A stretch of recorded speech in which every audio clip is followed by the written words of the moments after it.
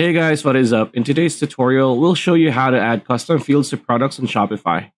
Are you looking for a quick guide on custom fields on Shopify? Stay tuned because this video is for you. Alright, so the first thing you need to do is create a new product field.